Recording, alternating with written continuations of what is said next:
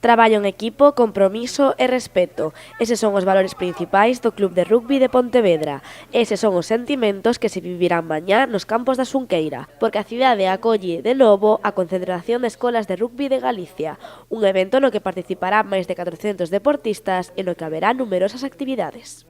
Cada año hai máis niños, cosa que é moi interesante e demuestra el trabajo que está haciendo todos os clubes por las canteras, teniendo en cuenta que es un deporte minoritario, pero con cada vez máis adeptos. Durante toda a mañá, as escolas participarán en máis de 40 partidos, nos que o menos importante será o resultado. O de menos é o resultado. De feito, non se vai levar conta do resultado. A estas edades, no rugby, polo menos, non é competitivo, é formativo.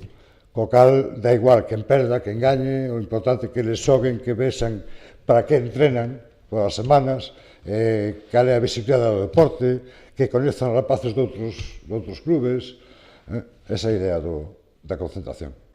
O rugby está dando pasos de xigante para eliminar os presuizos que existen sobre esta disciplina e, sobre todo, para conseguir que se converta pouco a pouco nun deporte maioritario.